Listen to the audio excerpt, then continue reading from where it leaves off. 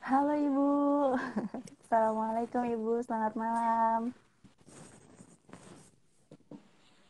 Assalamualaikum.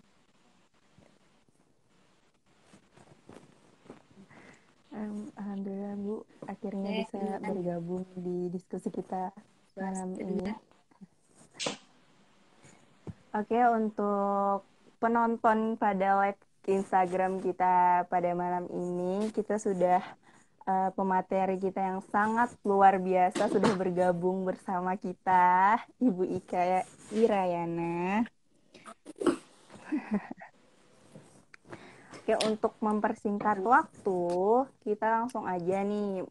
Gimana Bu? Langsung aja kita mulai Kak Bu? silahkan siap saja, Insya Allah. Nah, sebelum kita memulai diskusi pada malam hari ini, semoga diskusi kita pada malam ini berjalan dengan lancar dan mari kita mulai dengan basmalah. Bismillahirrahmanirrahim.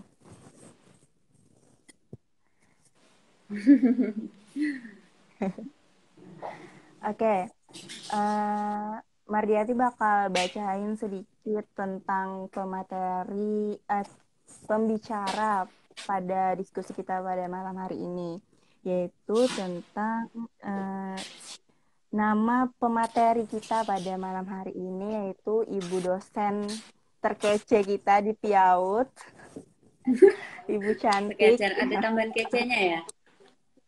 Iya Bu.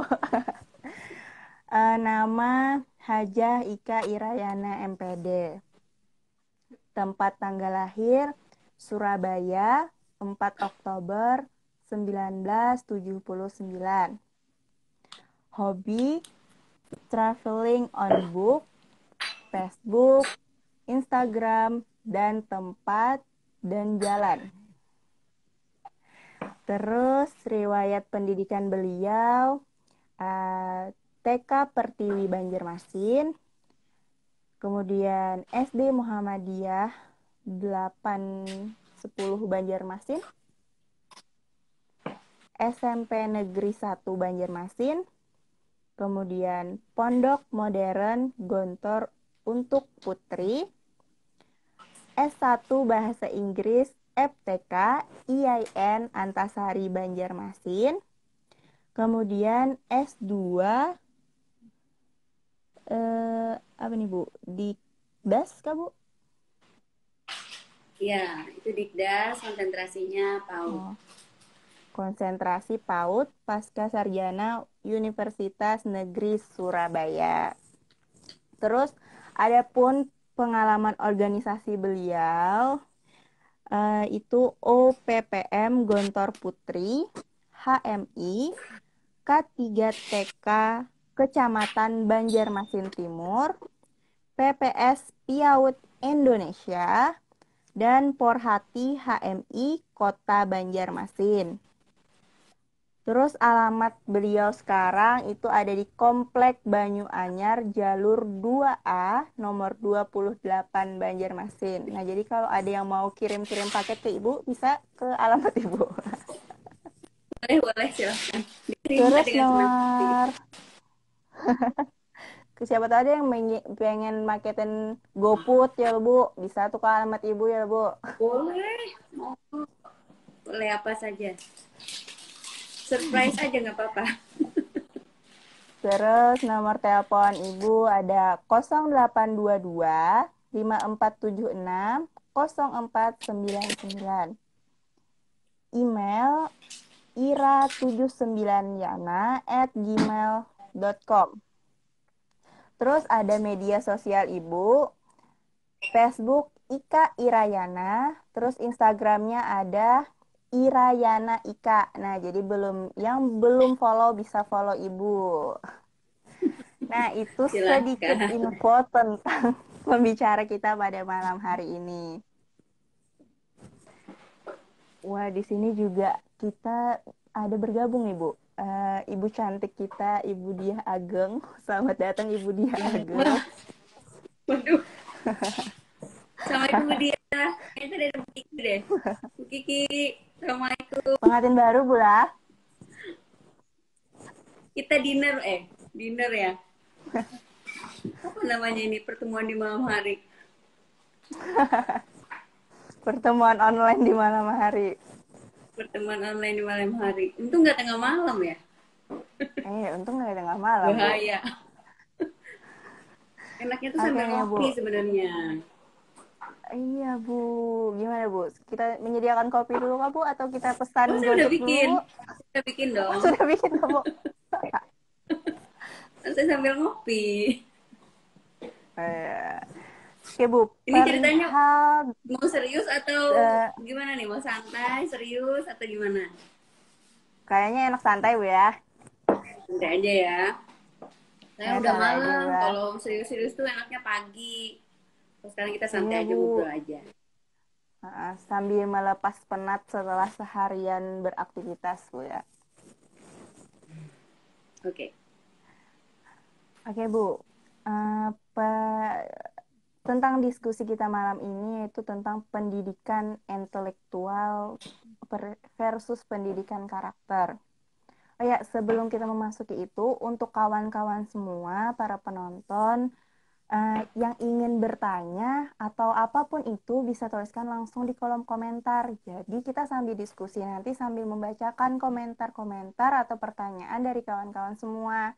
Jadi biar kita bisa diskusi sama-sama. Jadi bukan cuma antara moderator dan pembicara. Jadi kita bisa, penonton pun bisa merasakan diskusi kita pada malam hari ini.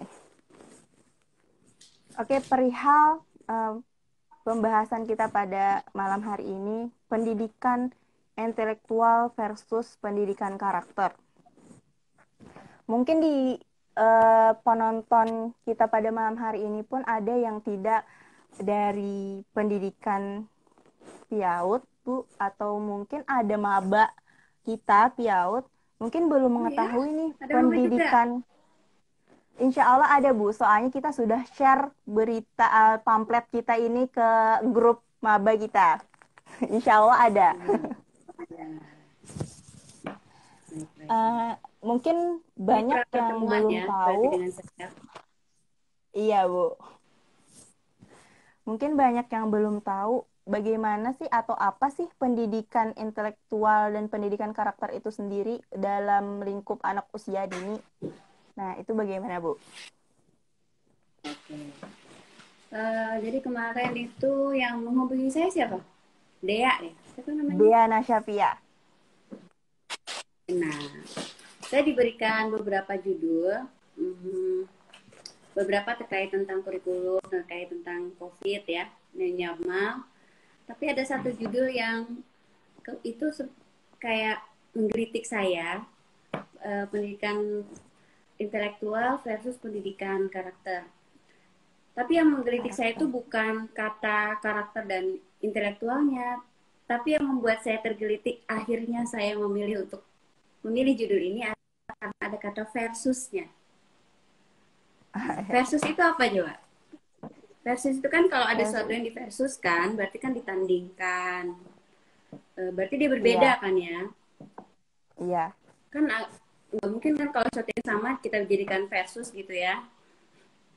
Bahkan biasanya kalau versus itu akan ada pertandingan nih kayaknya. Nah, tapi saya lihat memang itu yang banyak banyak di khususnya anak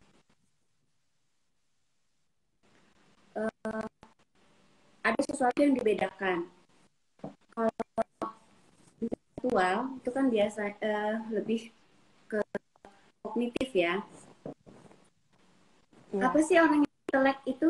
Kalau menurut Mardiati apa orang yang apa yang orang itu intelek gitu? Uh, seperti apa bicaranya Mardiati? Kedengeran nggak? Gimana, Bu? Suara Ibu putus-putus. Maaf, Bu. Gimana tadi, Bu? Oh, terputus. Oke. Kalau misalnya ada orang yang bilang orang itu intelek, apa yang dari Mardiati, apa yang Mardiati pikirkan ketika mengatakan bahwa orang itu intelek? dalam pikiran Mardiati tuh kalau ya masalah intelektual tuh kayak berkaitan dengan kecerdasan seseorang gitu nah Bu. Oke, cerdas gitu ya. Gitu ya. Iya, Kalau misalnya terputus ya. Kalau misalnya iya Bu, karakter putus-putus. itu seperti apa? Yang terlintas dalam pikirannya Mbak Yati.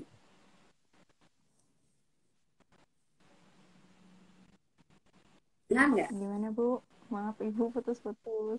Halo, Putus-putus Bu suaranya. dengar? Iya Bu, suaranya putus. Iya Bu, putus-putus.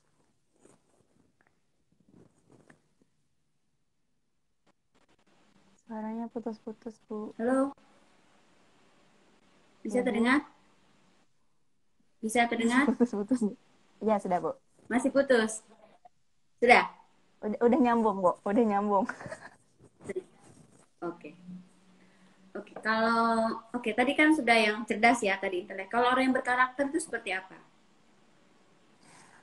Orang yang Teman-teman yang ikut berkarakter menyimak boleh kalau tulis di kolom komentar ya. iya, untuk penonton kita pada malam hari ini bisa nih, kata Ibu, gimana sih orang yang intelek itu bagaimana dan orang yang berkarakter itu seperti apa? Bisa tuliskan di kolom komentar. Biar kita bisa sambil diskusi bareng nih, karena pasti setiap pandangan seseorang itu berbeda-beda Bu ya, tentang kedua hal ini.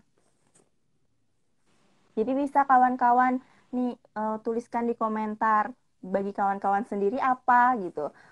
Pendidikan karakter itu seperti apa atau intelektual itu yang seperti apa. Oke, kalau dari Mardiati, orang yang berkarakter tuh gimana tuh? Kalau orang bilang orang itu berkarakter, Ka- karakter itu apa tuh?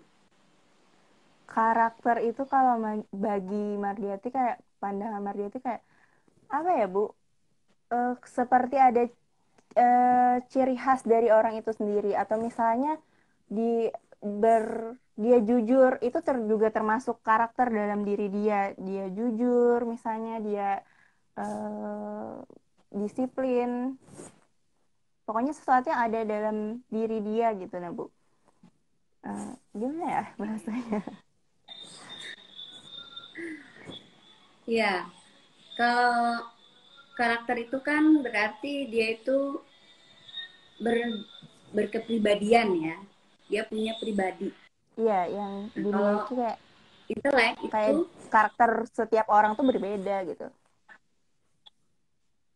ya, dan kalau dia intelek berarti dia kecerdasannya gitu ya. Nah, Tentang kecerdasannya. Nah di ini Bu ada pendidikan anak usia dini. dari Diana Syapia nih Bu.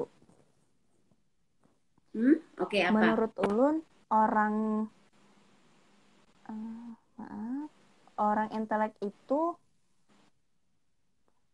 orang yang punya kecerdasan akademik dan orang yang berkarakter memiliki akhlak, moral dan etika yang baik.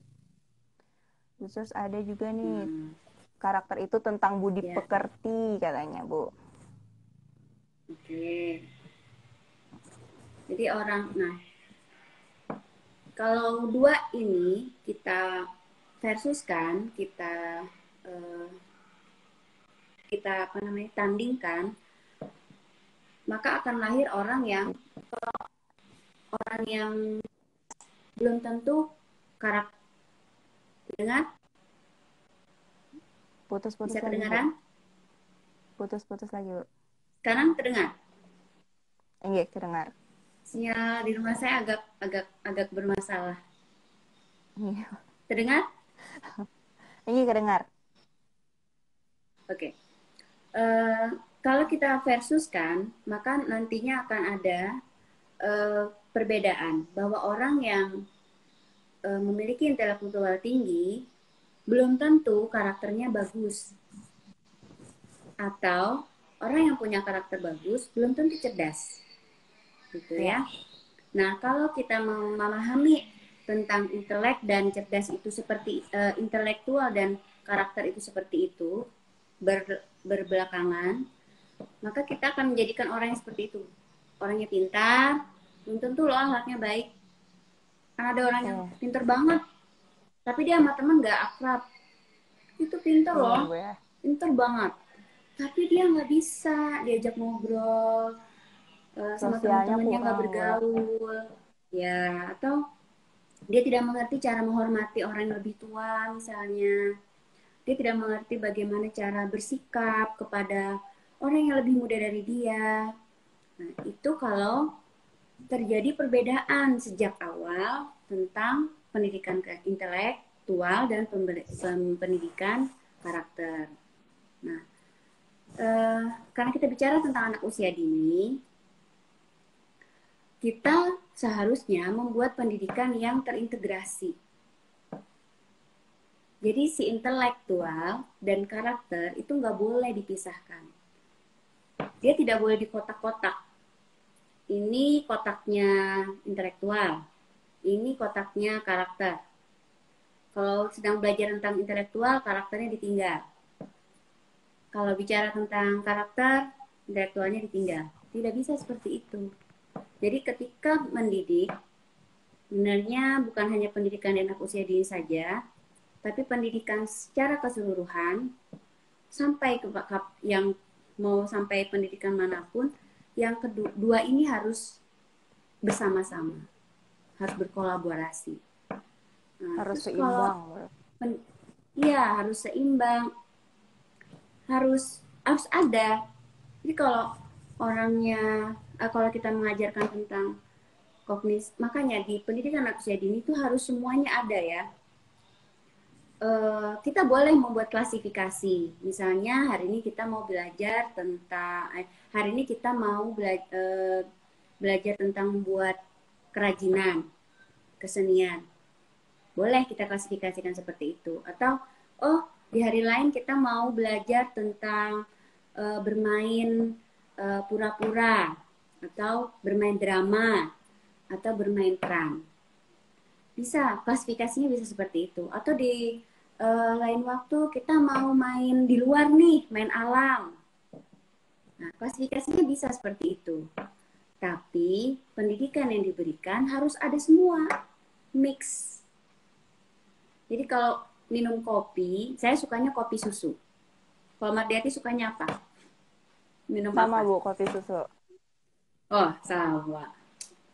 Memang. Atau Kopi susu kopi enak. gula aren, Bu. Nah, itu tuh yang lagi in. Kalau kita mau kalau minum kopi, mungkin nggak kita minum kopinya sendiri, gulanya sendiri, susunya sendiri? Mana tuh rasanya? Aneh kan? Aneh, Bu. Mungkin nggak?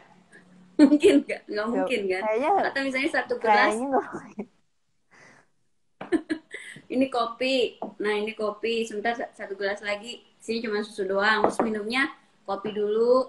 Terus nanti bergantian susunya. Gimana tuh rasanya?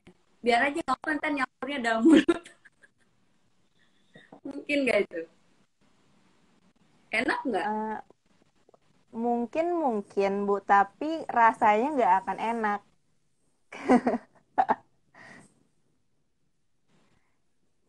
Berbeda kalau Tapi kalau keduanya kita, dicampur terus kita minum gitu. Kenikmatan yang kita rasakan tuh berbeda. Wes. iya, eh, kalau kita minum kopi, tentunya kita harus campur semua. Kopinya, tehnya, kemudian kopinya, gulanya, mau tambahin susu, kita campur. Kemudian kita kita akan menemukan bagaimana mix yang nyaman untuk kita minum. Nah, begitu juga dengan pendidikan. Nggak bisa, oh kita hari ini cuma mau belajar kognitif aja. Nanti belajar apa afeksinya nanti aja belakangan atau sosial emosionalnya besok apa fisiknya apa namanya motorik halusnya motorik kasarnya lusa. Nggak bisa seperti itu. Karena anak itu terintegrasi. Jadi kita ambil contoh main apa ya? Main apa yang mau kita ambil contoh nih? Bermain Main peran. main peran. Ya, Bu. Kalau kita main peran, ketika sedang main peran, ketika guru bicara tentang skenario cerita, kita hari ini mau cerita tentang misalnya pura-pura jadi pengrajin rotan, misalnya pengrajin rotan. Nah, si pengrajin rotan ketika ketika anak mendengarkan cerita guru, kemudian dia mengambil peran dia, misalnya aku yang jadi pencari rotan, aku yang menjadi tukang bersih-bersih, atau aku yang jadi marketingnya, yang jadi jualan, atau ada yang jadi pembelinya. Anak ketika melakukan hal itu sudah membuat apa namanya kecerdasan sudah membangun kecerdasan kognitifnya di situ. Nah, itu satu. Kemudian ketika anak mulai bergerak pura-pura, bergerak dari sini, dari tempat satu tempat ke tempat yang lain, mungkin dia pura-pura, oh aku pura-puranya cari rotan di hutan, dia jalan. Nah, gerakan dia berjalan itu kan sudah motorik kasar. Nah, Hmm. kemudian uh, pura-puranya lagi dia memindahkan rotannya, kemudian dia pura-pura membersihkan, atau ada yang pura-pura membuat uang digunting, kertas yang digunting, itu sudah motorik halus. Kemudian sosial emosionalnya di mana? Dia kan ngobrol, Iya. anak ngobrol, hai gimana nih, dapat banyak nggak rotannya? Banyak, ayo kita pura-pura ini yuk. Nah, itu sudah ada interaksi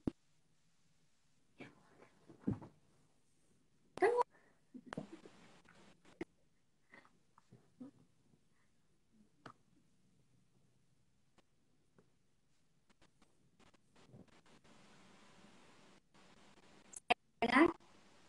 Gimana, Bu? Bisa diulangi sedikit, Bu? Sekarang sudah bisa kedengeran? Nah, bisa.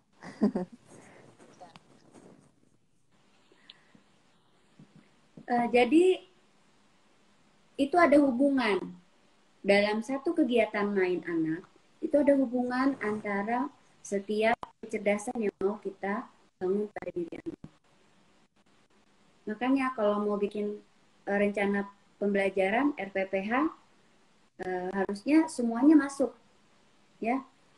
Apa namanya, nggak boleh, nggak bisa, bukan nggak boleh, nggak bisa kalau misalnya hari ini kita cuma tema tanaman, bicaranya kecerdasan yang mau dibangun kognitif. Nah, terus yang lain, nah itu tidak boleh terkotak, terpisah-pisah. Dia harus menyatu, terintegrasi. Jadi Kalau keenam dipisah aspek nanti tuh gimana harus. anak? Iya. Gimana? Mardiati sudah bikin, sudah belajar, udah PPL 1 ya?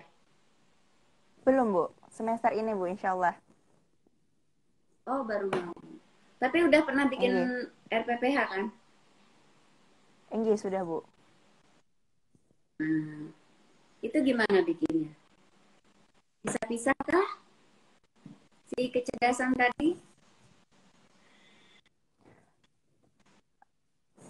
Enggak, Bu. Jadi, kalau yang kami semalam tuh, yang kemarin tuh, untuk misalnya, apa ya, dalam satu kegiatan tuh, tidak hanya terfokus pada satu aspek apa yang misalnya dikembangkan. Jadi, misalnya, dalam satu kegiatan itu, kita bisa saja untuk mengembangkan beberapa aspek dalam diri anak itu. Jadi, kita tidak terfokus pada satu aspek saja. Seperti itu, Bu. Ya. Um, Kalau kita bicara tentang akhlak ya, karakter, karakter itu sebenarnya apa sih? Karakter yang seperti apa sih yang bagus itu? Dari teman-teman ada nggak karakter itu apa, dan karakter yang bagus itu yang bagaimana? Silakan, coba ada teman-teman yang mau menyumbangkan pikirannya, mungkin boleh tulis.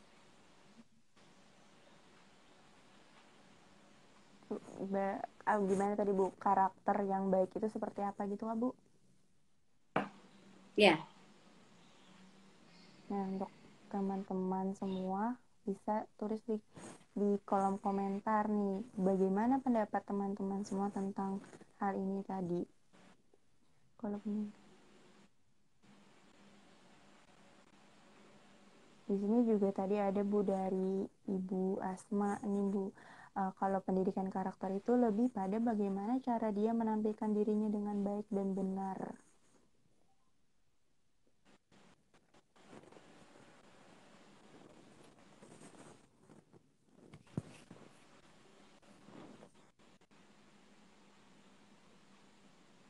gimana? Karakter itu sikap dari seseorang katanya. Nah, kalau karakter yang baik itu seperti Oke, apa gitu. Gitu tadi ya, Bu. sudah ada yang jawab?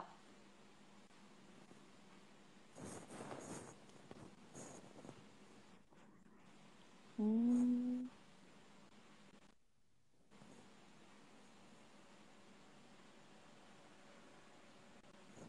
bagi kawan-kawan nih, bisa terus di komentar menurut kawan-kawan semua, gimana sih karakter yang baik, yang disebut karakter baik itu seperti apa, karakter apa yang bisa dikategorikan itu tuh baik gitu. Gitu ya, Bu ya.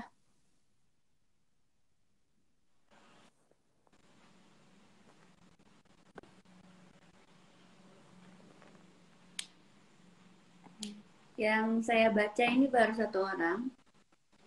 Karakter itu sikap ya. Ada yang lain mungkin di Sikap dari seseorang. Terus di atas tadi Oke, ada Bu dari Ibu mana tadi? Tunggu carikan.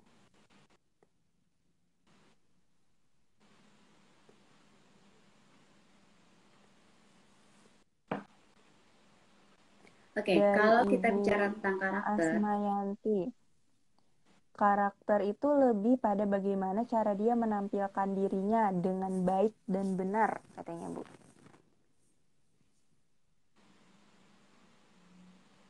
Dengan baik Zahra dan Nisa, benar. Zahra itu bukan? Yang mana, Bu? Zahra Nisa. Kalau Zahranisa, kalau menurut Ulun, karakter yang baik itu karakter yang mengarah ke dalam hal yang positif, tidak menyimpang pola hidupnya, katanya Bu. Oke, Terus ada juga dari Navin, memiliki budi pekerti yang baik, dapat mengendalikan emosi dirinya, katanya Bu, karakter yang baik itu. Ada juga nih Bu, yang sesuai oke, yang moral dan bilang agama. agama. Dari semuanya itu, oke, ini satu lagi nih. Karakter yang baik menurut saya adalah karakter yang dilandaskan kepada hal yang telah diajarkan agama, karena agama telah mengajarkan banyak hal yang positif. Ya. Kalau kita melihat, kalau saya baca dari tulisan teman-teman, oh, ada lagi yang pendidikan kan penting. Tapi di antara konsep yang oke. Tadi kan karakter itu adalah sifat ya, sifat yang baik, kemudian orang yang bisa Sikap menjaga emosinya, meregulasi diri yang ya, kalau sesuai saya dengan bilangnya meregulasi agama. diri, oke. Memiliki tingkah laku yang baik, uh, akhlak. Nah, kalau kita udah bicara akhlak, berarti akhlak yang paling tinggi, karena kita sekarang Islam ya, siapa yang tinggi akhlaknya? Saya mau ngerti. Gimana Bu? Oke, mungkin teman-teman ada yang mau jawab? Siapa orang yang paling tinggi akhlaknya? Orang yang paling tinggi akhlaknya. Siapa? Ada nggak orang yang paling tinggi akhlaknya? orang gue yang paling tinggi akhlaknya.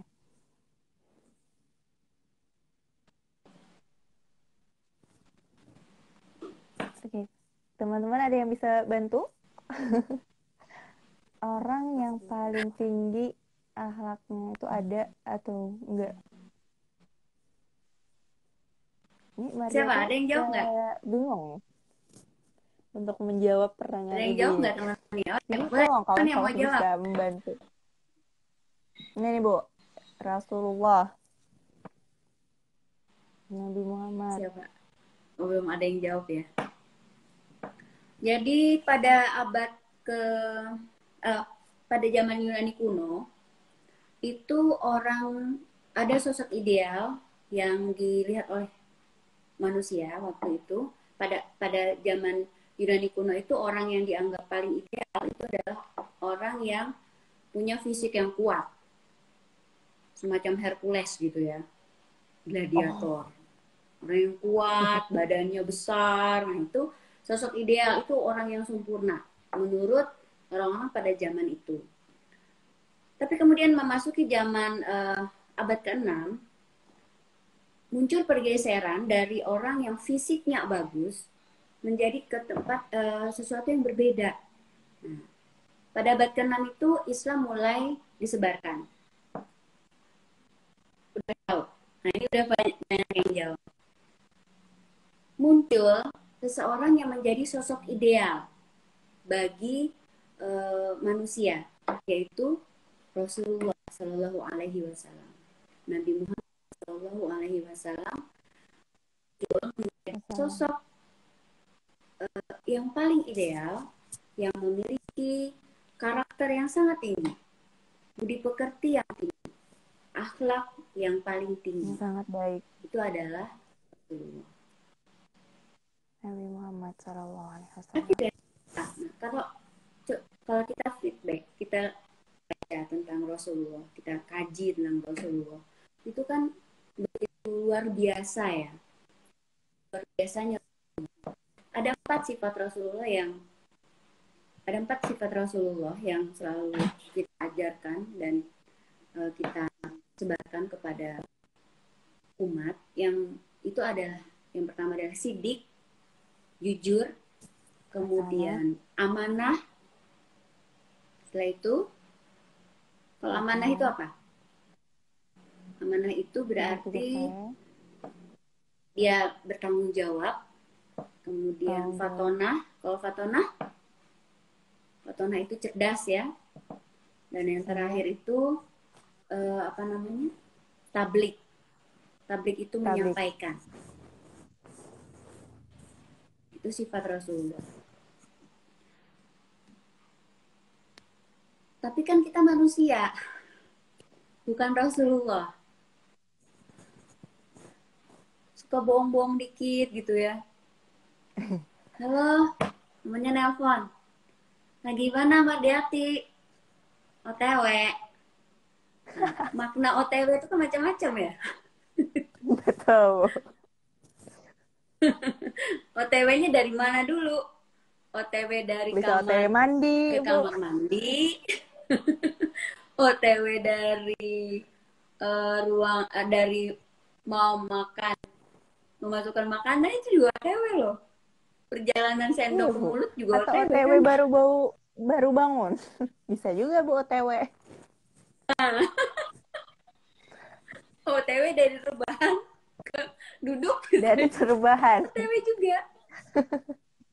OTW juga, Bu. Ya, tapi itu nggak bisa dibilang bohong ya. Iya, Bu. Namanya telepon, kamu lagi apa? Bisa nggak ikut? Nggak bisa nih. Atau aku lagi Nah, sibuk. Sibuk, padahal dia lagi ngapain? padahal cuma lagi rebahan, Bu. Lagi rebahan, ngapain? Enggak, cuma liat Instagram Sibuk, aja. sibuk rebahan, Bu. Sibuk rebahan. Oh ya, sekarang udah bisa bilang gitu ya, sibuk. Maaf, aku lagi sibuk Sibuk rebahan. rebahan, Bu. Pahlawan era 2020. Rebahan. Jadi kita tuh sering bohong-bohong kecil, gue yang kita anggap tuh sebenarnya nggak apa-apa lah bohong kecil, bohong ya, sedikit. Padahal itu tuh termasuk ya bohong bu. Em, Kalau Rasulullah itu kan sudah tidak melakukan itu, sudah nggak bohong. Rasulullah tuh menyampaikan sesuai yang apa yang Al-Quran bicara apa, Rasulullah sampaikan apa yang Al-Quran sampaikan. Rasulullah itu tidak pernah membalas orang yang menyakitinya. Rasulullah dihina, Allah tidak balik menghina, Rasulullah tidak balik menghina. Malah orang yang menghina itu didoakan sama Rasulullah. Dan begitu banyak lagi ya. Begitu pula dengan sahabat-sahabat Rasulullah. Kalau masalah inteleknya, Rasulullah itu kan intelektualnya luar biasa. Rasulullah itu bisa menyampaikan apa yang ada dalam Al-Quran tanpa ada ketinggalan huruf satu pun. Berarti kecerdasannya sangat tinggi. Tapi kemudian akhlaknya juga tinggi. Nah, ini sebenarnya yang kita inginkan. Ketika orang itu intelektualnya tinggi, maka itu akan tercermin pada akhlaknya yang juga luar biasa bagusnya. Lalu kenapa Bu, ada orang yang pinter, tapi dia tuh kasar sama orang lain? Berarti dia belum belajar dengan benar. Ilmu yang dia pelajari itu tidak dia gunakan dalam kehidupan dia sehari-hari. Makanya ada yang miss, ada yang tertinggal. Gitu. Karena yang benar, yang sepatutnya itu adalah ketika orang itu mempunyai intelektual tinggi, maka itu akan membuat akhlaknya juga baik. Itu ada yang nanya ya? Iya Bu, dari Ibu Asma. Menurut Bu Ibu, Asma, bagaimana boleh cara dibacakan? mengajarkan pendidikan karakter pada AUD di masa BDR? BDR.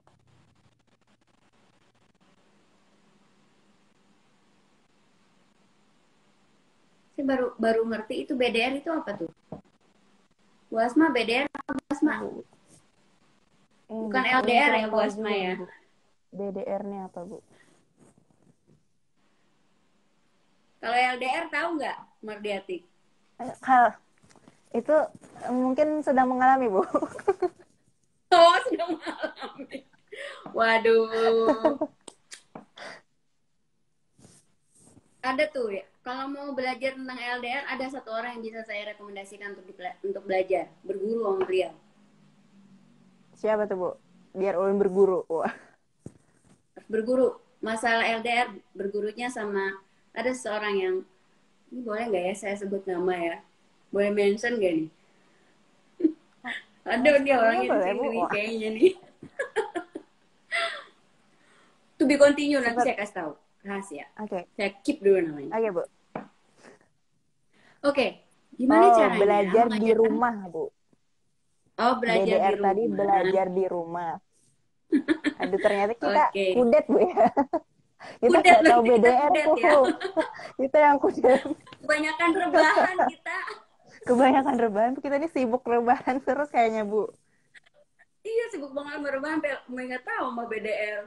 Sampai nggak tahu. Iya. Gimana ya ngajarin akhlak untuk pembelajaran di rumah? Sekarang kalau kita, sekarang kita lihat. Sekarang kita lihat. Ketika di sekolah, siapa yang menjadi center? Yang akan jadi toladan anak tuh siapa kalau di sekolah? Kalau di sekolah Kak Bu? Guru ya? Saya jawab Guru. sendiri deh. Kalau di sekolah guru. Kalau di rumah siapa? Orang tua. Nah,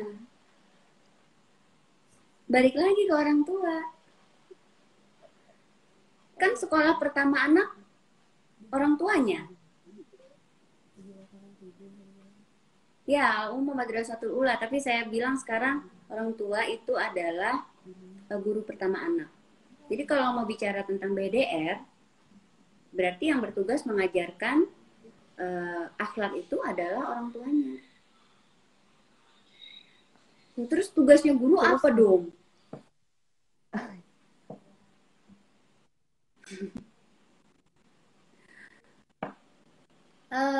Saya belum punya formula yang tepat untuk bagaimana kurikulum di era new normal, karena terus terang saya juga bukan pelaku yang berhadapan langsung dengan anak, dan saya juga belum punya pengalaman hidup dalam pandemi. Ini adalah pengalaman pertama saya. This is my first time. Iya, Bu. Sama, Bu. Sama. This is our first time. Karena pertama deg-degan. Gimana rasanya kalau pertama kali ketemu nih? Pertama kali Jadi ada ketemu dengan persiapan, Bu, kita, sesuatu. Bu. Gak ada persiapan. Jadi ada Kaget. persiapan, kaget. Lagi. Hah? Waduh, apa nih? What is new normal? Aduh, pandemi itu Nah, apa? Bingung kan? ya. Lo Saya siapa punya nih pengalaman pandemi? itu. Datang nggak diundang, Bu, ya. Iya, nggak ada yang undang, siapa sih yang ngajak-ngajak datang? Iya, Bu. Disuruh pergi, nggak pergi-pergi, Bu. Nggak pergi-pergi. Dibeli tiket nggak mau diambil, udah gratis. Nggak mau Udah diambil. silakan. Nggak mau dia pergi-pergi. Betah banget ya. Iya, Bu. Betah banget Nggak tahu kayaknya yang dia, Bu. bikin betah siapa ya. Eh, terus tugasnya guru apa dong? Tugasnya sekolah gimana dong? Gimana untuk sharing ini?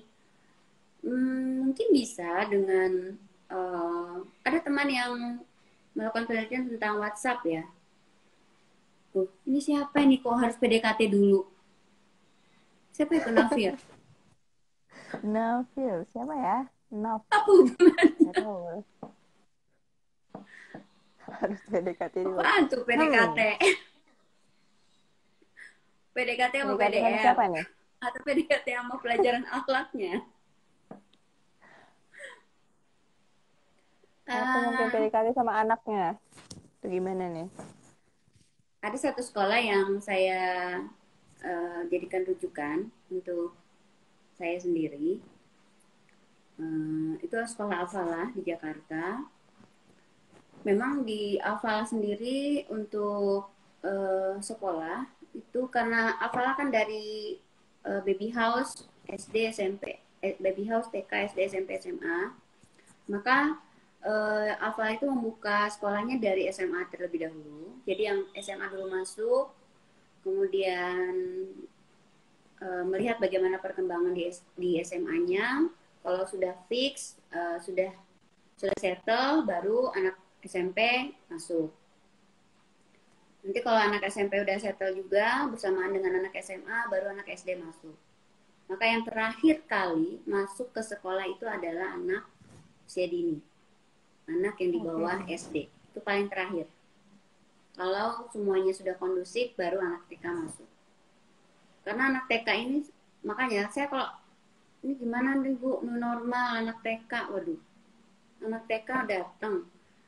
Jadi ini kita harus apa ya, membuat pembiasaan baru sejak dari rumah juga, bahwa kalau masuk ke suatu tempat harus cuci tangan. Tapi saya kemarin dapat pelajaran berharga ya di waktu saya beberapa hari yang lalu ke Jogja. Di Jogja itu sekarang sudah new normal. Banyak sekali apa namanya, wisata belum buka, tapi can you hear me? Bisa terdengar? Masih putus-putus, Bu. Uh, Kalau di Jogja itu, jadi setiap rumah makan yang buka itu akan menyediakan di depan restorannya itu tempat cuci tangan. Kemudian kalau yang lebih keren lagi itu pakai alat deteksi suhu badan. Suhu. Baru orang yang pengunjung boleh masuk. Kemudian di dalam sudah tempat duduk itu sudah dibuat berjarak. Jadi yang LDR sekarang tidak, karena Anda didukung, Anda disupport. Putus-putus, Bu.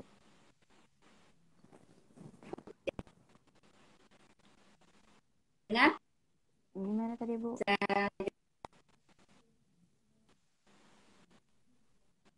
Belum jelas, Bu. Masih putus-putus. sudah bisa dengar? Halo. Sudah, Bu.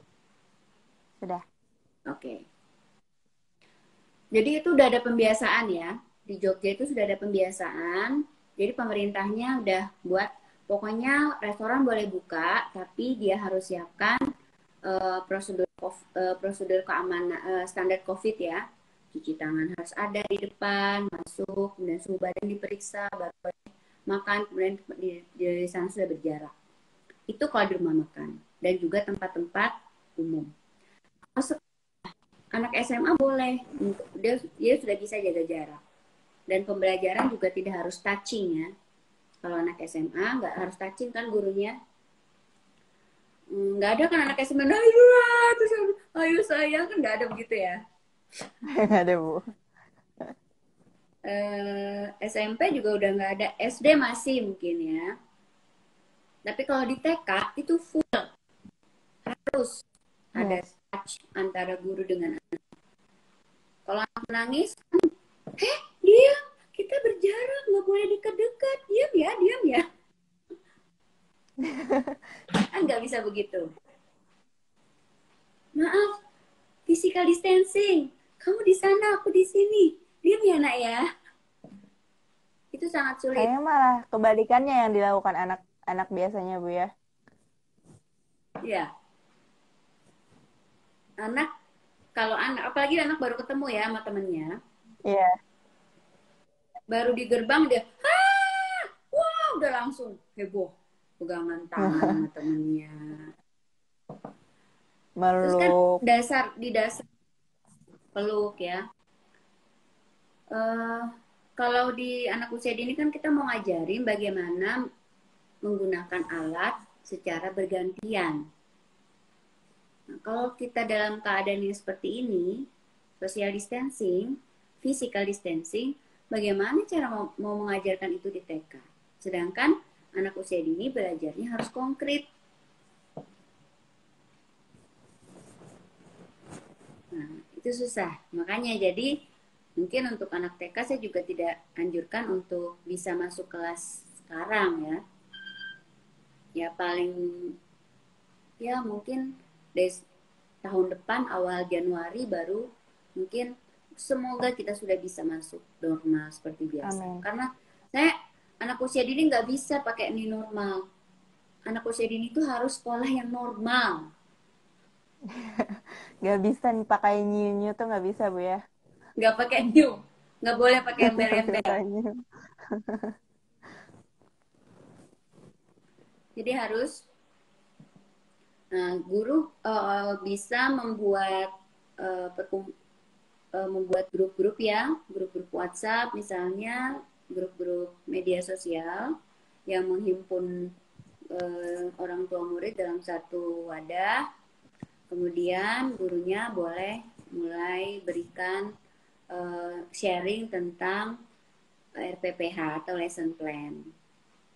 Nah, misalnya, Bu, kita mau bicara tentang tema pertama kita adalah ini. Tema pertama kita tentang saya kira ketika kita bicara tema untuk saat ini, maka tema tentang COVID, tema tentang virus, tema tentang corona, tema tentang kebersihan, itu adalah tema yang betul-betul harus diajarkan kepada anak usia dini. Bagaimana bersih, bagaimana apa namanya, kita setelah melakukan sesuatu supaya kita terjaga itu seperti apa. Corona itu apa? Bagaimana virus itu bisa menjadi orang lain? Bagaimana dia bisa apa namanya, nah ke orang lain tuh harus, jadi gurunya harus bicara, harus belajar tentang COVID, dan orang tua juga sudah mulai bicara tentang corona, COVID, mana cara penularannya, bagaimana cara penyebarannya, dan bagaimana cara menghindarinya. Itu adalah tema yang harus diangkat dan disampaikan kepada anak usia dini. Mungkin gurunya bisa share kegiatan apa saja yang bisa dilakukan di rumah. Nah, tentu saja guru juga tidak bisa bikin lesson plan yang susah. Jadi harus bicara dengan orang tua di rumah. Orang tua di rumah bisanya apa? Di rumah apa yang bisa digunakan? Nah, di rumah punya puzzle nggak Bu? Nggak punya, oke. Kalau orang tuanya kreatif boleh bikin puzzle sendiri. Atau gunakan kegiatan-kegiatan main lain yang orang tuanya bisa sediakan di rumah. Jadi ngobrol. Jadi guru sekarang memang harus banyak ngobrol dengan orang tua sehingga bisa membuat kegiatan main yang nyaman buat anak dan berisi apa namanya, pembelajaran. Karena belajar anak melalui bermain. Jadi saya tidak setuju dengan kalimat anak belajar sambil bermain. Anak itu belajar melalui main. Jadi enggak, kalau sambil itu berarti kan sambilan. Kerjaan utamanya apa? Berarti kan kalau kita bilang kerja sambilan, itu sambil berarti ada yang utamanya dong. Dan biasanya yang sambil itu bisa nggak dikerjakan. Nah, jadi karena main anak, karena belajar tuh. Ya, karena belajar anak melalui bermain, maka semua yang kita berikan itu harus dialirkan melalui bermain. Ya, mungkin kalau di seninya anak bikin virus, bikin gambar corona gitu. Bisa dari Berkaitan kata ibu tadi, udah terjawab atau belum? Berkaitan kata ibu tadi, dengan keadaan kita saat ini di mana guru cuma bisa memantau lewat orang tua gitu, nanya gimana anaknya dan segala macam. Nah, melihat dari keluarga Mardiari sendiri, Bu. Jadi beliau ini guru TK. Jadi jadi materi-materi yang ingin dipelajarkan kepada anak sudah diberitahukan kepada orang tua, tapi orang tua ini biasanya pada saat diminta gambar atau video atau gimana perkembangan anaknya, ini malah nggak direspon sama orang tuanya sendiri gitu, Bu. Nggak direspon sama orang tuanya sendiri gitu, entah itu memang tidak dijalankan sama orang tua atau bagaimana. Jadi kebanyakan orang tua tuh yang kayak acuh gitu loh, Bu, sama karena keadaan yang seperti ini dianggap ya benar-benar sekolah libur, jadi di rumah juga libur dia untuk perkembangannya gitu. Udah kayak lepas tangan aja orang tuanya. Nah, itu gimana, Bu? Padahal waktu anak dihabiskan full di rumah gitu.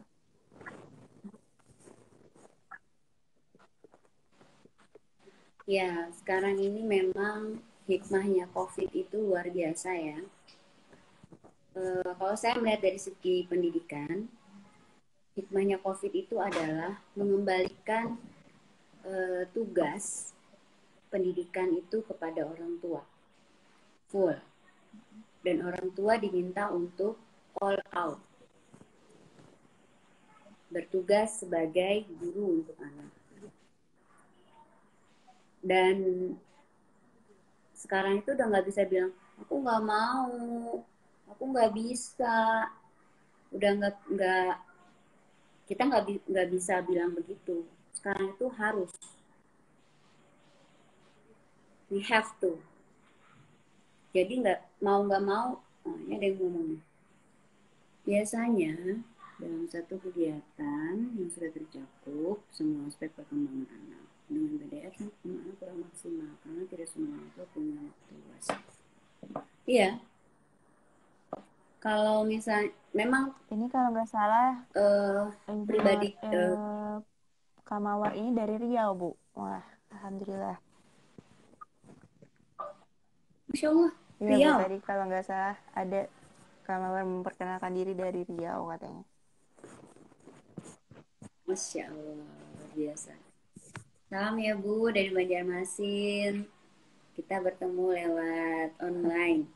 Semoga nanti bisa bertemu muka someday. Ya Bu, tentu saja dengan BDR pantauan guru terhadap anak didiknya itu sangat terbatas, dan itu adalah problem yang dihadapi oleh semua orang, semua guru. Tidak ada eh, tidak ada yang tidak ada yang tidak merasakan yang dirasakan ini. Orang tua bekerja, iya. Jadi gini, sebenarnya akan memang sangat sulit ya ketika ada satu pekerjaan yang harus semuanya dikerjakan jadi satu di rumah, sementara orang tua punya pekerjaan di luar. Dan tentu saja itu sangat membuat, kalau orang tuanya tidak siap akan repot. Jadi sekarang karena kita udah nggak bisa bilang saya nggak siap, kita juga nggak bisa mengibarkan bendera putih, kita nggak bisa bilang ini menyerah kepada kamera, kamera saya menyerah, udah Saya nggak udah nggak bisa, kuat, ambil Bu. aja itu, udah nggak kuat, nggak bisa, karena kita we have no time to say that, kita nggak bisa bilang begitu, maka ketika nggak bisa, harus susah, minta sama Allah. Itu saja Kak. Kayaknya itu yang paling ini sekarang, ya Allah, aku ingin ajar anakku, aku ingin didik anakku, tolong berikan aku petunjuk, kekuatan dan kemampuan. Saya rasa itu yang paling ampuh sekarang. Berdoa dulu. Berdoa dulu. Bismillahirrahmanirrahim. Uh, Nawaitu saya niat menjadi guru untuk anak hari ini. Gitu. Oke, siap guru, apa perintahnya? Harus begitu. Kecuali memang orang tuanya udah siap. Oh, nggak pakai guru nggak apa-apa, saya mau udah bisa ajar anak saya sendiri. Kecil itu mah. Tapi kalau orang tuanya tidak sanggup, tidak bisa, nah, komunikasi dengan guru. Guru, saya harus apa? Saya harus melakukan apa hari ini? Tapi tentu saja tidak semua guru, orang tua seperti itu Iya. ya. Nah, untuk yang demikian, gurunya apa yang harus dilakukan? Bu, saya udah beri ini Bu, anaknya udah saya kasih tugas bagian-bagian sekian-sekian, saya sudah sampaikan ke orang tuanya. Tapi orang tuanya saya tunggu sampai maghrib, sampai sampai sampai beduk, sampai apa ya. Jadi gurunya kayak semacam Bang Toyib gitu nungguin dan nggak datang-datang. Itu laporan dari orang tua. Kalau kalau bertemu kalau bertemu yang seperti itu, Ibu Bismillahirrahmanirrahim doakan orang tuanya. Nah, jadi sekarang kita berdoa. Jadi jurus paling utama adalah berdoa. Banyak-banyak Yang penting gurunya ikhlas, kemudian banyak berdoa. bersorak aja sih, Bu. Didoakan Bu, itu orang tuanya, semoga orang tuanya terpanggil hatinya untuk sering-sering ketemu sama ibu via online. Bu, HP-nya nggak bisa ini apa namanya buat video, ya udah ditulis cerita. Ibu, hari ini anaknya melakukan apa? Karena kita bicara tentang anak usia dini itu lebih mudah sebenarnya. Orang tuanya tinggal cerita, anak dari bangun ngapain? Anak pagi ngapain Bu? Bangunnya bagaimana? Kemudian dia bangunnya susah atau tidak? Dia bagaimana mandi sendiri atau tidak? Dia udah bisa pakai baju sendiri enggak? hari ini dia mau bermain atau tidak. Nah, itu udah catatan buat orang tua yang bisa disampaikan kepada guru. Anaknya mau lakukan apa hari ini?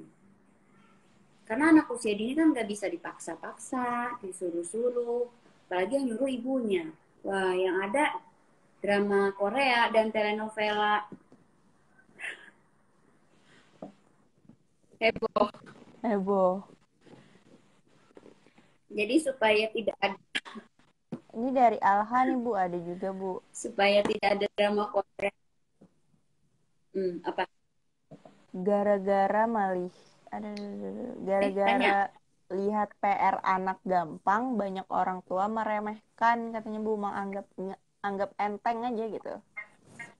Meremehkan guru gara-gara lihat, aduh, gimana tadi? Gara-gara lihat PR Alha ya anak. ini. Iya Bu, Alha Alha. itu yang di Alha yang di Alha itu yang diomongin 2018 iya ya. Bu, Alha yang tinggi yang biasa main sama Ali. Alha itu anak usia Iya, berapa? katanya ada PR nih Bu kata. SD, SMP, SMA. Ada kata PR. Kalau anak usia dini, kalau anak usia dini emang gampang. PR-nya gampang. Yang lihat tuh orang 40, 35. Atau ada anak sekarang umur 25 tahun udah punya anak. Lah, itu yang disuruh ngerjain PR anak usia berapa? 3 tahun, 4 tahun. Masa mau dikasih soal yang susah? Anak SMA gitu. Itu stres ntar anaknya. Ya untuk anak usia dini, anak usia dini nggak usah dikasih rumus untuk dipecahkan. Disuruh nyari rumus Nggak usah ya. disuruh bikin, nggak, aduh, nggak usah disuruh nyampur-nyampurin apa namanya Zat-zat zat-zat kimia. kimia, nggak usah ngafalin. Ya itu bukan ranahnya anak usia dini. Ya kalau anak usia dini berikan pekerjaan yang bermain aja. Loh, TK. TK Bu. Waduh. Eh, maksudnya gimana ya? Mungkin maksudnya tuh kayak kayak guru nih ngasih kayak tugas-tugas gitu lah Bu ke orang tuanya tapi dianggap enteng. Mungkin gitu Bu kali Bu ya, kayak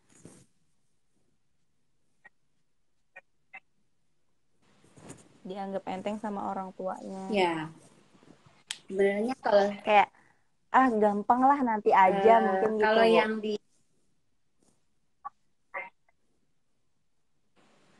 balik lagi karena kita bicara tentang karakter dan sifat, maka itu semua kembali ke orang tua.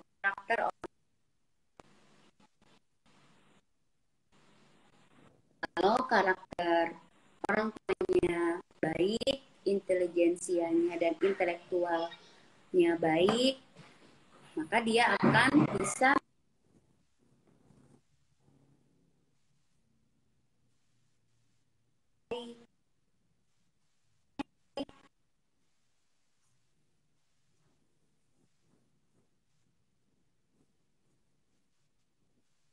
intelektualitas seseorang itu tinggi, Maaf Bu, maka putus-putus Bu. otomatis diharapkan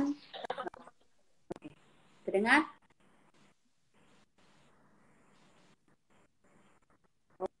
Hmm, masih menggambar masih kayak aku putus-putus bisa Bu. orang tua. Masih putus-putus. Enggak. Sekarang apa sudah terdengar? Nah, sudah. Sudah terdengar. Oh iya, menggambar aja. Oh iya, kadang orang yang tidak mengerti tentang tahap perkembangan anak akan melihat kegiatan anak saat menggambar itu sebagai kegiatan yang remeh dan temeh. Padahal kegiatan menggambar adalah proses anak untuk membangun kognitifnya, kecerdasannya. Berarti tugasnya guru adalah sebelum memberikan tugas kepada orang tua, bicara tentang tahap perkembangan menggambar. Tahap perkembangan menggambar apa aja? Pertama, coret-coret. Yang kedua, dia sudah mulai membentuk garis. Yang ketiga, ada lingkaran. Yang keempat, mulai menggabungkan dua lingkaran. Yang begitu selanjutnya. Bikin tahap satu, tahap 2, tahap 3, tahap 4. Runtut. Jadi ketika orang tuanya lihat itu, kemudian lihat gambar anaknya, dia akan lihat, oh ternyata anakku sudah di tahap 3. Dia ngapain? Dia udah bikin garis. Oh dia udah tahap 4, udah mulai gabungin tuh bulat-bulat. Nah, atau tahap-tahap selanjutnya, oh udah bisa. Nah, dengan melihat apa namanya, yang dikasih rumus berarti orang tuanya ya, bukan Iya. anak. Jadi guru kasih rumus ke orang tua tentang rumus tahap perkembangan menggambar. Nah, jadi kalau udah lihat rumusnya kan orang tua bisa lihat, oh ternyata, alhamdulillah anakku sekarang udah tahap 5. Alhamdulillah anakku sekarang sudah bisa membuat gambar kepala besar. Baru bisa bersyukur orang tuanya. Baru bisa paham bahwa apa yang diberikan guru ke untuk anak adalah proses untuk membangun kecerdasan anak usia dini. Gitu. Jadi gurunya bikin itu dulu. Berarti lesson plan-nya guru adalah bicara kepada orang tua tentang konsep dari pembelajaran. Gurunya mau ajarkan apa. Kadang tahapan itu yang nggak disosialisasikan. Akibatnya guru tidak benar. Ya itu tadi berarti kan memang gurunya sebelum kasih tugas untuk anak bicara tentang rumus tadi, kasih rumus aja orang tuanya. Rumus tahap menggambar. Nah, besok bikin lagi rumus tahapan apa? Menggunting. Nanti kalau orang tua itu lihat bagaimana rumus tahapan menggambar, dia akan mengerti bahwa kalau menggambar itu, kalau menggunting itu, anak pertama akan menggunting ujung kertas. Nih, kertas ujungnya doang yang digunting. Nanti kalau udah otot jarinya sudah kuat, dia akan mulai menggunting di pinggir kertas, mulai mengikuti pola. Walaupun tidak sama, tidak sesuai dengan pola yang dimaksud. Oh, tahapan selanjutnya dia sudah mulai melihat garis dan mulai mengikuti pola. Nah, itu tahapan menggunting. Itu dijelaskan kepada orang tua. Dibuatkan, mau dibuatkan berupa diagram kayak mau dibuatkan berupa bagaimana rumusannya tuh, itu berarti gurunya yang kreativitasnya di situ. Nah, jadi diajarkan dulu. Nah, kemudian kalau peran. Mau peran bagaimana, Bu? Oh, ada lagi rumusnya. Pertama, eh, anak itu nonton dulu. Setelah nonton baru dia mulai deket-deket, main berdampingan. Kalau udah main berdampingan nyaman, dia mulai main bersama. Nah, itu bikin rumusnya disampaikan dulu ke orang tua. Tapi kalau gurunya cuman beri tugas tanpa memberitahu makna dari apa yang diinginkan atau tujuan yang dimaksud dari pembelajaran yang diberikan, nanti orang tuanya akan anggap, apaan sih nih, main-main doang, gambar-gambar, anakku nggak bisa gambar, coret-coret mulu, apaan.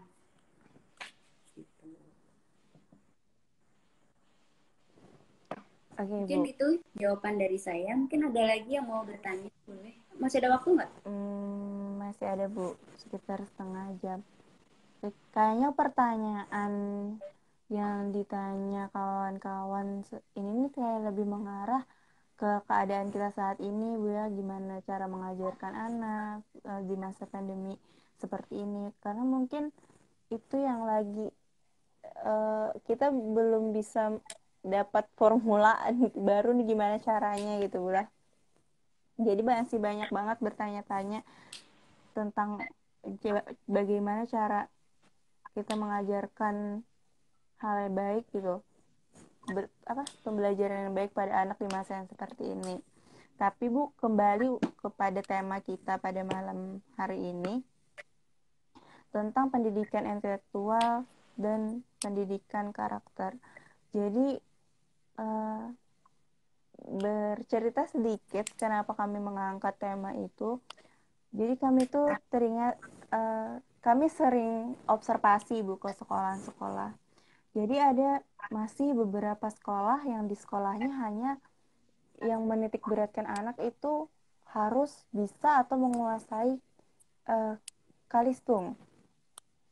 Dia harus bisa membaca, harus bisa menulis dan segala macam. Sehingga itu yang menjadi utamanya, misalnya kayak anak tuh harus bisa gitu, sehingga kita melupakan hal lain yang padahal yang karakter anak ini pun perlu ya, ya kata ibu tadi kita harus seimbang, kedua itu bukan hal yang berbeda gitu. Nah itu menurut ibu bagaimana, sedangkan kami banyak sekali masih menjumpai sekolah-sekolah yang itu tadi, karena kebanyakan pas kami tanya kenapa mengandalkan atau menitik beratkan pada kalistung anak, mengajarkan anak gitu, katanya juga kami tuh mau katanya tidak menitik beratkan pada kalistung, tapi permintaan orang tua Bu katanya, karena masuk SD katanya harus bisa membaca dan segala macamnya. Itu gimana Bu?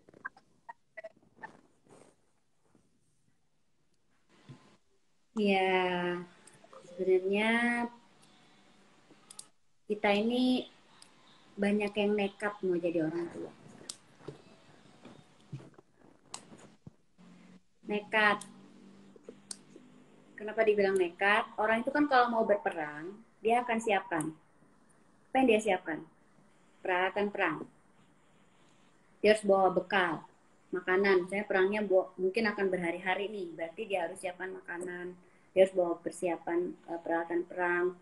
Dia harus bawa mungkin apa saja yang diperlukan untuk berperang. Tapi ketika menikah, orang banyak nikah karena ya udah nikah aja.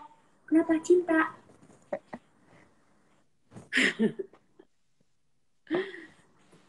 Kemudian ketika setelah menikah dan punya anak baru deh, loh, kok saya harus dapat tugas baru jadi orang tua, gimana sih? Akhirnya nekat aja, ya udah nggak apa, udah jadi orang tua aja. Ketika kita menjadi orang tua, maka harus siap menjadi pendidik. Kalau misalnya tadi goalnya adalah menulis, membaca, dan menghitung, maka orang tua dari begitu lihat tespek positif hamil, langsung belajar. Langsung siap jadi orang tua. Anak bayi itu umur 4 bulan dalam kandungan sudah bisa dengar suara ibunya. Jadi kalau udah hamil 4 bulan, udah mulai ambil buku, bacakan buku ke anak. Bacanya dengan suara yang berintonasi.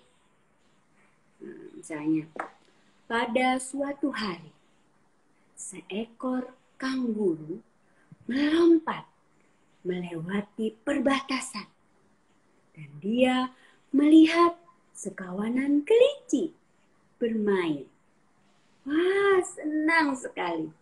Kanguru pun ingin ikut bermain. Ketika orang tua bicara, membacakan buku dengan intonasi yang seperti itu, anak akan belajar caranya bicara. Anak itu sangat Anak itu sangat dekat dengan ibunya. Begitu bayi lahir, yang dia kenali pertama adalah detak jantung ibunya, yang juga terlambat dipahami oleh orang tua orang kita. Nah, alhamdulillah sekarang sudah dipahami. Jadi begitu anaknya lahir, disodorkan, didekapkan ke dada ibunya, dan itu akan membuat percaya diri pada si bayi bahwa oh alhamdulillah aku berada di tempat yang aman. Ini adalah suara yang sering aku dengar selama ini dalam aku selama ini aku dengar adalah detak jantung ini. Nah, ketika di pelukan si bayi itu ke dada ibunya, maka dia akan merasa bahwa aku aman. Nah, itu adalah modal pertama bayi. Ketika dia mulai merasa aman hidup di dunia, maka dia akan siap untuk belajar hal-hal yang lain. Nah, dari situ belajar membaca itu. Bukan dari ketika anak udah umur 1 tahun, 2 tahun disuruh ini A, ini B, ini C. A, B, C. A itu ada di apel. B ada di buku. B itu bentuknya seperti ada bulatan. Wah, ini cari-cari barang. Ini nih. Oh, B itu seperti apa? Punuk unta atau apa? Nggak bisa begitu. Dari dalam perut bicaranya, belajarnya. Jadi nggak boleh orang tua yang tidak melakukan hal itu kepada bayinya, tidak pernah baca buku, tidak ini, kemudian dia ngiri sama orang yang, iya Allah itu kenapa anaknya umur 4 tahun udah baca koran, Masya Allah. Nah, perasaan iri si orang tua yang tadi, yang tidak melakukan seperti yang orang ibu lain itu lakukan, yang udah bacain buku, udah manakin dari bayi, wah lalu ngebut, ayo, cepetan, anaknya harus bisa kena, cepet, huruf-huruf mana huruf-huruf, wah dikenal semua, A, B, C, D, U, sampai Z, semua hafalin ya, A, B, C, D, U, F, sampai Z. Jadi anak yang bernama Rara cuman perlu 2 huruf dalam awal masa hidupnya, Dan R dan A. Iya, itu aja yang dikenalin. Dia nggak penting huruf Z, dia nggak perlu huruf C, dia juga nggak membutuhkan huruf-huruf D, huruf-huruf H, huruf-huruf O. Dia cuma perlu 2 huruf dalam hidupnya, R dan A. Nanti dia akan lihat, ya, gurunya, terus gimana ngajarinnya, Bu? Ya udah, misalnya anak menggambar ya. Sampai saya tidak ada pulpen, I'm sorry. Anak diberi kertas, nih, kertas kosong, HPS. Atau kalau mau lebih murah lagi, cari kertas-kertas bekas yang di belakangnya masih kosong. Kasih anak, biarkan dia menggambar. Coretan dia, ini ditanya, anak sedang mencoret. Kamu lakukan apa? Oh, menggambar apa? Ini ya, yang dia lakukan adalah mencoret kertas, ya nggak jelas. Tapi anak ditanya, lakukan apa? Gambar apa? Aku gambar mama. Oh, ini mama ya? Wajahnya begini ya. Oh, ini mama. Alhamdulillah, kamu udah gambar mama. Mama senang. Mamanya lagi apa? Mamanya lagi duduk. Nah, mulai masuk. Tulis.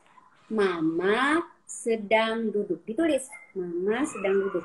Ketika ibunya menulis mama sedang duduk, diverbalkan. Mama sedang duduk. Kalau orang tuanya lebih rajin lagi, dia heja. M besar, A kecil, M kecil. Mama. S kecil, E kecil, N kecil, D kecil, A kecil, N kecil, G kecil, sedang. D kecil, U kecil, D kecil, U kecil, K kecil, duduk. Jadi mamanya sambil boleh pakai pulpen, boleh pakai jari. Mama sedang duduk. Itu sudah ajarkan anak tentang huruf dan kata. Jadi ditunjuk. Kemudian di sebelah sini ya, di kiri atas ya. Di kiri atas selalu tuliskan nama anak. Nama anak saya Rara ya. R besar, A kecil, R kecil, A kecil. Ra. Jadi tunjuk, Rara. Ini nama kamu, Rara. Ketika kita menuliskan nama anak di ujung ini, di kiri atas kertas, ini sudah mengajarkan konsep bahwa menulis Latin itu dari kiri ke kanan. Nanti tulis tanggal dan hari di sebelah sini, di atas sebelah sini. Nah, supaya kenapa harus kok pakai tanggal-tanggalan dan hari-harian supaya kita ingat. Nah, jadi nanti terdokumentasi. Jadi nanti kalau mau membuat dokumentasi bisa ingat. Karena kan kita tidak tahu kapan anak mulai berpindah dari tahap yang satu ke tahap 2. Nah, supaya kita bisa mendokumentasikan hal itu, perlu adanya pencatatan tanggal dan hari di sini. Ini udah proses mengajarkan anak calis, membaca dan menulis. Nah, itu. Jadi kalau misalnya gurunya main menjejalkan huruf-huruf ke anak suruh hafal. Tempo hari saya bicara dengan Firda ya, Firda itu angkatan 2016. Dia kemarin konsultasi dengan saya. Dia menemukan ada anak umur 6 tahun, SD kelas 1 ya, atau kelas 2 saya lupa ya. Dia itu kalau mau membaca, misalnya ini huruf apa, dia itu harus begini, A, B, C, D, E, E.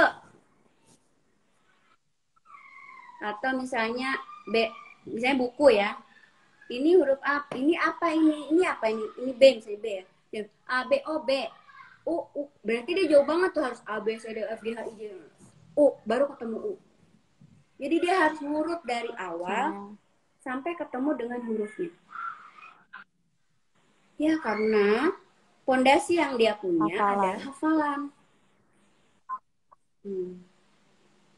Jadi huruf itu nggak masuk ke dalam limbik anak. Dia hanya ada di atas. Jadi kalau tanaman, itu dia nggak masuk ke dalam tanahnya. Dia cuma berada di atas tanah. Nggak masuk. Repot dia mau ngambil. Nah, itu ya. Udah terjawab nggak sih pertanyaannya? Terjawab, Bu. Terjawab nggak? Sangat terjawab. Alhamdulillah.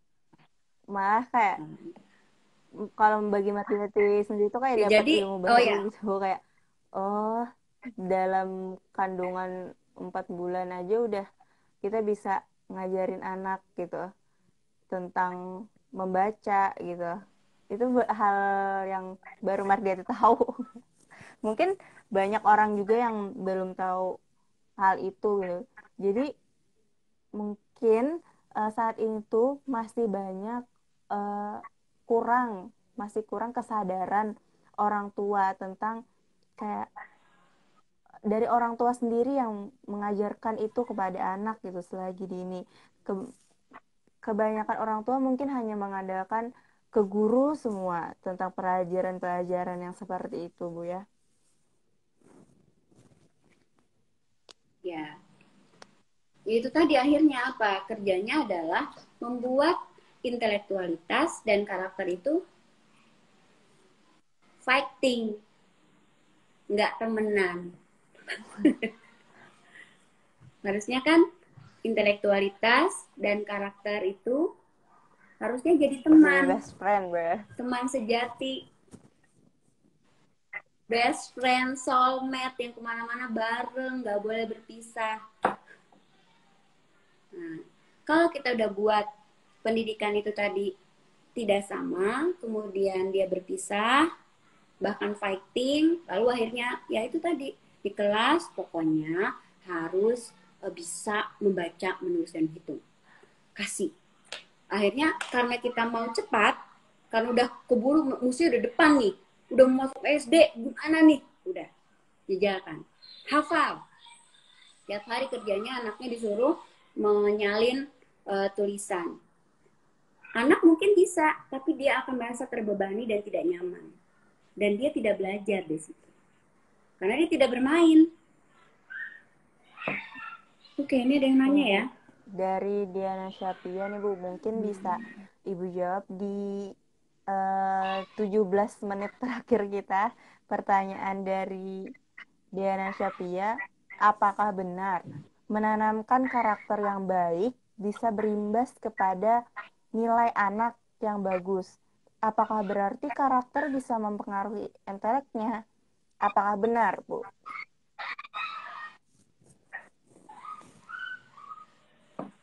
Seperti saya yang bilang, mereka harus combine, mereka harus bersama-sama. Jadi, ketika intelektual kita berikan, karakter juga harus bersama-sama berada di situ. Mereka harus berada di jalan yang sama. Eh, Anak akan lihat orang tua, bagaimana cara orang tua memperlakukan, bagaimana cara guru memperlakukan, bagaimana cara orang dewasa memperlakukan sesuatu, anak belajar dari situ. Dan itu adalah proses berpikir. Proses berpikir adalah kerja intelektual. Dan bagaimana dia menerapkan itu adalah kerja karakter. Jadi harus berkesinambungan dan harus memang bersama-sama. Harapannya adalah ketika intelektual seorang tinggi, maka karakternya juga akan baik. Mungkin itu sudah 17 menit terakhir. Oke. Saya takutnya ntar saya ngomong tiba-tiba hilang kayak tadi.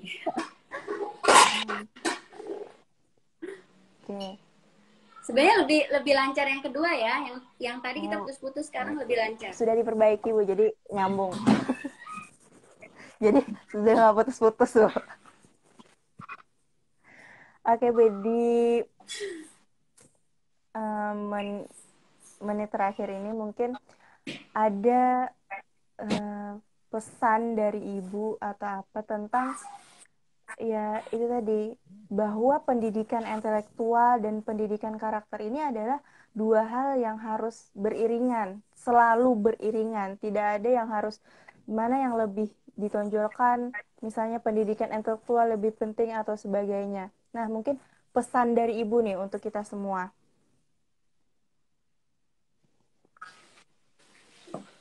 Baik, kita tentu saja harus meneladani Rasulullah, bagaimana sikap dan sifat dan karakter Rasulullah, bagaimana kita lihat kepada agama, kemudian untuk pendidikan tidak bisa kita lepaskan antara ranah kognitif dengan yang lainnya, tidak bisa dipisahkan, tapi harus terintegrasi, dia harus bersama-sama, mereka harus kawin. Jadi pendidikan itu harus kawin ya, antara intelektual dengan karakter itu harus menikah. Mungkin itu saja. Kalau dia bercerai nanti repot. Jadi mereka harus menikah dan bersama-sama Selalu. hingga ujung masa. Pokoknya harus setia Bu Selalu. ya sampai akhir. Harus setia sampai akhir. Jadi kalau pendidikan karakter dengan pendidikan intelektual dipisahkan, ya tinggal lihat aja orang bercerai itu gimana. Ya. Gitu. Oke. Jadi, Kayaknya waktu kita hampir 2 jam itu nggak kerasa Bu ya diskusi kayak gini, dan ternyata oh ya, Mardiati nggak nyangka penonton kita ini excited untuk mendengarkan diskusi ini. Ternyata Bu, banyak pertanyaan, mungkin juga banyak pertanyaan yang nggak sempat Mardiati bacakan dan Ibu jawab gitu. Jadi mohon maaf sekali untuk penonton yang tidak sempat terjawab pertanyaan-pertanyaannya. Mungkin kita akan bertemu lagi di diskusi selanjutnya. Oke, mungkin di sini amin. uh, inti yang dari tema kita, diskusi kita pada malam ini, bahwa pendidikan intelektual dan pendidikan karakter ini adalah dua hal yang harus selalu beriringan. Jadi tidak bisa kita petak-petakan antara intelektual, intelektual saja dan pendidikan karakter saja. Tapi keduanya harus berjalan beriringan. Tidak ada yang maju duluan, tidak ada yang stop dulu. Jadi harus benar-benar beriringan, harus kawin, harus nikah, kata Ibu tadi, sampai akhir hayat. Gitu lah Bu ya. Oke. Ya, saya juga mau mengucapkan terima kasih kepada yang mendengarkan. Masya Allah, ini sebenarnya ada dosen saya yang Wah, ikut Masya bergabung. Allah. Saya sebenarnya, aduh, terima kasih banyak Pak Bahtiar yang sudah mengikuti. Terima kasih banyak. Ini saya belajar dari Bapak. Aduh, saya berasa micro teaching deh. Bu, Mardiati juga ikut malu Bu jadinya Bu. Matur sangat Pak. Terima kasih Bapak sudah Wah ini bersedia saya kira bergabung langsung di mati. diskusi kami.